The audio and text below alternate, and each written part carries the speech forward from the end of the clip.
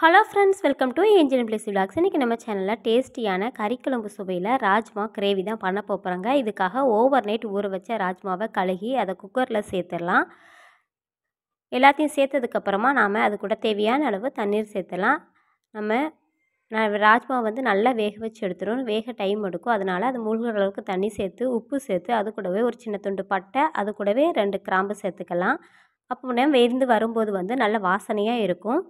இப்போ வேக வச்சு எடுத்ததுக்கப்புறமா நம்ம ஒரு கடாயில் ஆயில் அப்புறம் நெய் சேர்த்துருக்கேன். 1 டேபிள் ஸ்பூன் நெய், அது கூடவே ஆயிலையும் சேர்த்துருக்கேன். சேர்த்துட்டு சூடானதுக்கப்புறமா ஒரு பிரிஞ்சி இலை, பட்டை, கிராம்பு இது எல்லாத்தையும் சேர்த்துக்கலாம். சேர்த்துட்டு ஒரு பல்லாரி வெங்காயத்தை பொடியாக நறுக்கி அதை இதோட சேர்த்துடலாம்.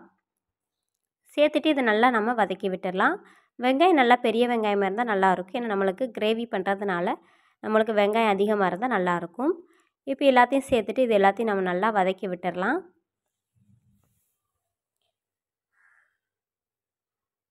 வெங்காயம் இதே போல் நல்லா சுருண்டு வெந்ததுக்கப்புறமா நாம் ஒரு 2 தக்காளி பழத்தை அரைச்சி அதை இதோட சேர்த்துடலாம்.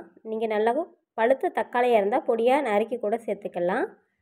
நான் அரைச்சி சேர்த்துருக்கேன். ரெண்டுமே நல்லாயிருக்கும். அரைச்சி சேர்த்தா இன்னும் கொஞ்சம் கிரேவியாக இருக்கும். இப்போது எல்லாம் வதங்கினதுக்கப்புறமா இஞ்சி பூண்டு பேஸ்ட் இதோட சேர்த்துடலாம். நான் இஞ்சி பூண்டை தட்டி சேர்த்துருக்கேன். நல்லா நீங்கள் மிக்சியில் கூட அரைச்சி சேர்த்துக்கோங்க. இப்போ இது எல்லாத்தையும் சேர்த்து நம்ம நல்லா வதக்கி விட்டுடலாம். இஞ்சி பூண்டோட பச்சை வாசனை எல்லாம் போகிற வரைக்கும் வதக்கி விட்டதுக்கப்புறமா 1 டீஸ்பூன் அளவுக்கு மஞ்சள்தூளையும் சேர்த்து நம்ம இப்போ வதக்கிக்கலாம். இப்போ இது கூடவே மசாலா பொருட்கள் நம்ம சேர்த்துடலாம். 1 டேபிள் ஸ்பூன் அளவுக்கு சில்லி பவுட்ரு சேர்த்துருக்கேன். அப்புறமா 1 டேபிள் ஸ்பூன் அளவுக்கு மல்லித்தூள் சேர்த்துருக்கேன். அதுக்கப்புறமா ஒரு ½ டீஸ்பூன் அளவுக்கு கரம் மசாலா சேர்த்துருக்கேன். சேர்த்துட்டு இது கூடவே நாம் காரத்துக்கு குழம்பு மிளகாய்த்தூள் 1 டேபிள் ஸ்பூன் சேர்த்துடலாம். சேர்த்துட்டு நாம் இதை நல்லா வதக்கி விட்டுடலாம். இது மசாலாவோட பச்சை வாசனை எல்லாம் போய் எண்ணெய் எல்லாம் நல்லா பிரிஞ்சு வரும். அது வரைக்கும் நம்ம நல்லா வதக்கி விட்டுடலாம். இப்போ பாருங்கள், எண்ணெய் எல்லாம் நல்லா பிரிஞ்சு வருது. மசாலாவோட அந்த பச்சை வாடையும் போய் நல்லா வாசனை ஆகிட்டு இப்போ நம்ம வேக வச்சதான ராஜ்மாவை இதோட சேர்த்துடலாம்.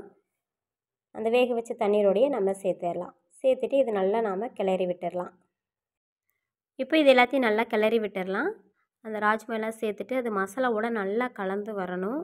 அது எல்லாம் நல்லா மிக்ஸ் ஆகிற வரைக்கும் நம்ம ஒரு 5 மினிட்ஸ் நம்ம அப்படியே மீடியம் ஃப்ளேமில் வச்சுட்டு கிளறி விட்டுக்கலாம். நல்லா வதக்கி விட்டதுக்கப்புறமா நம்ம இது கூட ஒரு பச்சை மிளகாய் சேர்த்துடலாம். அது கூடவே நாம் உப்பு சரி பார்த்துட்டு தேவையான அளவு நம்ம உப்பையும் இதோட நம்ம சேர்த்துக்கலாம். சேர்த்துட்டு நம்ம இதை நல்லா கிளறி விட்டுடலாம். இந்த ராஜ்மா கிரேவி வந்து சாதம், சப்பாத்தி, இட்லி, தோசை, இடியாப்பம் அப்படின்னு எல்லாத்துக்குமே ரொம்ப நல்லாயிருக்கும். வெரைட்டி ரைஸ்க்கு ரொம்ப நல்லாயிருக்கும். சீரக சாதம், கீ ரைஸ் இப்படி எல்லாத்துக்குமே ரொம்ப நல்லாயிருக்கும். இப்போ எல்லாத்தையும் கிளறி விட்டாச்சு. கிளறி விட்டதுக்கப்புறமா நான் வந்து முந்திரி, அப்புறம் தேங்காய், அப்புறம் சோம்பு இது எல்லாத்தையும் அரைச்சிருக்கேன். அரைச்சதில் வந்து தேங்காய் வந்து இப்போ நல்லா சேர்த்து நல்லா பேஸ்ட்டாக அரைச்சிருக்கணும். நரைக்கக்கூடாது. நல்லா ஃபைன் பேஸ்ட்டாக அரைச்சிட்டு அதை நம்ம இப்போ இதோட சேர்த்துடலாம். சேர்த்துட்டு நாம் இதை நல்லா கிளறி விட்டுடலாம். நீங்கள் தேங்காய் பால் கூட சேர்க்கலாம்.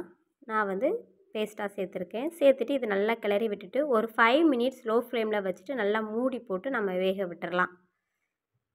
இப்போ பாருங்கள், 5 மினிட்ஸ் ஆயிடுச்சு. இப்போ நாம் கருவேப்பிலை தழை, மல்லித்தழை இருந்தால் அதையும் சேர்த்து தூவிக்கோங்க.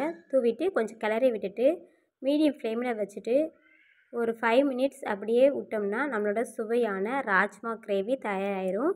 இந்த வீடியோ உங்களுக்கு பிடிச்சிருக்கும் நம்புகிறேன்.